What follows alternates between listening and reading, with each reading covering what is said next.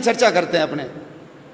तो ये जो मक्का और मदीना है, ये हम सब जानते हैं कि इनका पुराना नाम मख और मेदिनी था। आज भी वहाँ मक्केश्वर महादेव शिवलिंग है, वहाँ उसको ढक करके रखते हैं। जाने वाला मुसलमान उसको चूम करके आता है, जैसे हम शंकर भगवान के शिवलिंग के हाथ लगाते हैं वैसे वो उस पत्थर को हाथ लगा करके आते हैं। भारत से जो भी मुसलमान हज करने जाता है उसको हिंदू मुसलमान बोलते हैं, क्योंकि वहाँ के मुसलमानों को पता है कि भारत के जितने मुसलमान हैं ये धर्मांतरित होकर के मुसलमान बने, ये सब पहले हिंदू थे, असली मुसलमान नहीं है, इसलिए उनको हिंदू मुसलमान बोला जाता है। मुसलमान वहाँ जाता है तो मुंडन करवा के जाता है, जैसे हम हरिद्वार में जाते हैं या तिरुपति बालाजी में मुंडन करवाते हैं, किसी की मृत्यु हो जाती तो भी हम बाल कटवाते हैं। तो मुंडन करवा करके जाना हिंदू संस्कृति और सभ्यता का प्रतीक है। हमारे संत जैसे बिना सिला हुआ कपड़ा पहनते हैं वैसे ही वो कपड़ा पहन करके वहां जाते हैं, उस बिल्डिंग के चारों ओर परिक्रमा करके आते हैं, जैसे हम मंदिर में करते हैं। दुनिया की सारी मस्जिदों के ऊपर गुंबद है, लेकिन मक्का की मस्जिद के ऊपर गुंबद नहीं है। वो हमारी पुरानी संस्कृत वैद्यशाला थी, बच्चे पढ़ते थे वहां, आचार्य उनको सभी प्रकार के ज्ञान देने का काम किया करते थे। हरिद्वार से जैसे गंगा जल भर करके लाते हैं वैसे मुसलमान वहां से पानी भर के लाते हैं, उसको अब्बे जमजम बोलते हैं। ये हमारी पद्धति है, लेकिन वो हमारे हाथ से चला गया। उसके पास में एक देश है ईरान, उसका पुराना नाम आर्यन था। 80% जाट और 20% ब्राह्मण रहते थे, वो सारे धर्मांतरित होकर मुसलमान बन गए। एक देश है अरबिस्तान, पुराना नाम है अरवनिस्तान। अरवन संस्कृत में घोड़े को बोलते हैं, अरबी घोड़े बड़े प्रसिद्ध थे। चेतक घोड़ा महाराणा प्रताप का अरबी घोड़ा ही था, तो वो हमारा अरवनिस्तान क्या बन गया, अरबिस्तान बन गया। अफगानिस्तान 1876 के अंदर बफर स्टेट के रूप में हमसे अलग किया और आजादी के आंदोलन से अंग्रेजों ने उसको काट दिया। 6.5 लाख वर्ग किलोमीटर की जमीन है वो। गांधारी वहीं की थी, दुर्योधन की मां आंखों पे पट्टी बांधी, पति अंधे, मैं भी नहीं देखूंगी। 1876 में हमारे हाथ से चला गया। 1904 में नेपाल हमारे से काट करके अलग किया। भगवान राम की ससुराल सीता माता जहां पैदा हुई वो नेपाल हमारे हाथ से चला गया। 1,47,000 वर्ग किलोमीटर का क्षेत्रफल है वहां। 1906 के अंदर उसके पास में एक भूटान नाम का देश है, 46,000 वर्ग किलोमीटर का क्षेत्रफल है। 1906 में हमसे काट करके अलग किया। 1916 ये जो तिब्बत है, जिसका पुराना नाम त्रिविष्टप है, 25 लाख वर्ग किलोमीटर का क्षेत्रफल है। दलाई लामा वहीं के रहने वाले हैं। और देश की आज़ादी के बाद जब 1962 में चाइना ने आक्रमण किया, तब तक वो हमारे पास था। उसकी विदेश नीति, उसकी रक्षा नीति, उसकी रक्षा का काम हमारी सेनाएं करती थी। लेकिन हिंदी चीनी भाई भाई पंचशील के सिद्धांत, नेहरू जी की गलती के कारण वो चाइना ने हमसे हड़प लिया, दबा लिया। आज वो जो तिब्बत है चाइना के पास चला गया। भारत और चीन के बीच में तिब्बत बहुत बड़ी भूमि थी, चाइना बॉर्डर से बहुत दूर था, लेकिन चाइना का बॉर्डर भारत के पास आकर के लग गया। 1935 भगवान राम ने जिस लंका को जीत करके सोने की लंका को ठोकर मार दी और अपने भाई लक्ष्मण को कहा जननी और जन्मभूमि स्वर्ग से बढ़कर है, वो 1935 में हमसे काट करके अलग कर दी। क्षेत्रफल कितना है, 66,000 वर्ग किलोमीटर। 1937 जिसको आज हम म्यांमार बोलते हैं, पुराना नाम है बर्मा, रंगून। याद करो, काले पानी की सजा के लिए सबको पकड़ पकड़ करके वहां ले जाते थे और सुभाष चंद्र बोस ने आजाद हिंद फौज बना करके जो हमला किया था, रंगून अपने कब्जे में कर लिया था। वो बर्मा हमारे से 1937 में अलग कर दिया गया। बर्मा का क्षेत्रफल भी 6,70,000 वर्ग किलोमीटर है। 1947 आ गया। 1947 में ये जो बांग्लादेश, उस समय उसका नाम पूर्वी पाकिस्तान था, 1.5 लाख वर्ग किलोमीटर।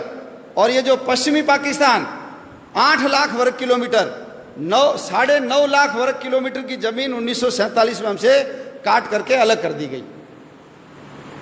बहुत पवित्र स्थान हमारे हाथ से चले गए। सरस्वती नदी गई, जिसके किनारे सारे शास्त्रों की रचना सारस्वत ब्राह्मणों ने की, वो हमारे यहाँ से चली गई।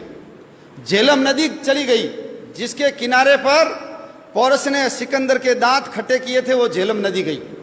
सिंधु नदी चली गई हमारी। हमारे 52 शक्तिपीठों में से एक शक्तिपीठ है हिंगलाज माता का मंदिर, वो हमारे हाथ से चला गया। शंकराचार्य ने जिन पीठों की स्थापना की थी, शारदा पीठ, वो हमारे हाथ से चली गई।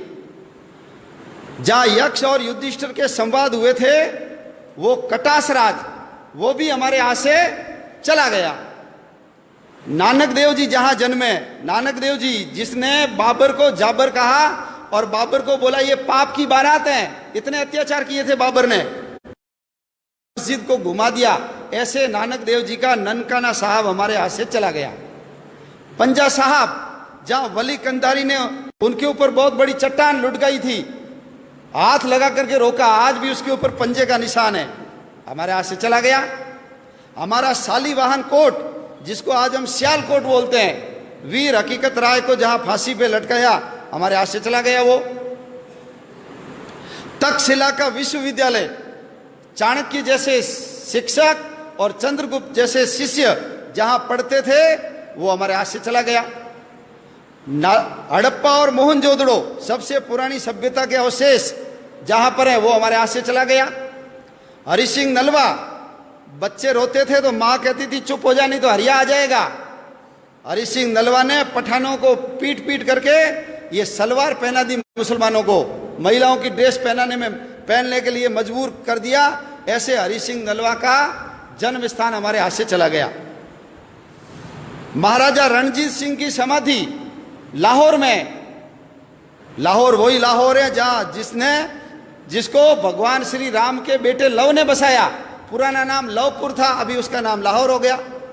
कुश ने जिस कुशपुर को बसाया था, उसका नाम वर्तमान में कुसूर है, वो भी हमारे हाथ से चला गया। कश्मीर हमारे हाथ से चला गया। 2,22,000 में से 1,21,000 वर्ग किलोमीटर की जमीन पाकिस्तान ने ले ली, कश्मीर हमारे हाथ से चला गया। 1962 में चीन ने जब आक्रमण किया तो 35,500 वर्ग किलोमीटर की जमीन चीन ने दबा ली। और 1990 में 3 बीघा जमीन तो हमने पाकिस्तान को दान में कर दी। समुद्र तट के अंदर बसा हुआ मालदीव, 3,000 वर्ग किलोमीटर का क्षेत्रफल है, वो मालदीव भी हमसे अलग हो गया। अंग्रेजों को समुद्र के अंदर अपने बेड़े रखने की जरूरत थी, इसलिए उन्होंने मालदीव को 1947 में ही अलग करके आजाद कर दिया। इतनी बड़ी भूमि, इतने 6 प्रांत हमारे हाथ से चले गए, कुल 62 जिले गए। और जिस समय देश का विभाजन हुआ, हमारे कबूतर उड़ाने वाले अंकल जी जब लाल किले पे खड़े होकर के अपने शेरवानी के तीसरे बटन हॉल में गुलाब की कली सजा करके भाषण दे रहे थे, उस समय पाकिस्तान की सड़कों के ऊपर हमारी माँ बहनों को नंगा करके उनके जुलूस निकाले जा रहे थे। रेलों के अंदर काट काट करके भर भर रेलें भेजी जाती थी, भाला टांग करके बच्चों की एक के ऊपर एक, जैसे सुई के ऊपर फूल डाल करके माला बनाते हैं, ऐसे बच्चों को डाल डाल करके गांधी जी के लिए तोहफा, नेहरू जी के लिए भेंट, ऐसा लिख लिख करके वहां से भेजा जा रहा था। नर कंकाल इधर से उधर किए जा रहे थे और हम गीत गा रहे थे, दे दी हमें आजादी बिना खड़ग बिना ढाल। एक बूंद भी खून नहीं बहाया और आजादी मिल गई, ऐसा उस गीत के अंदर वर्णन है। 12 लाख लोग मारे गए, 12 लाख लोग, 2 करोड़ लोग बेघर हो गए। लंबे लंबे मीलों लंबे काफिले, जितना सामान उठा सकते हो लेकर के चलो।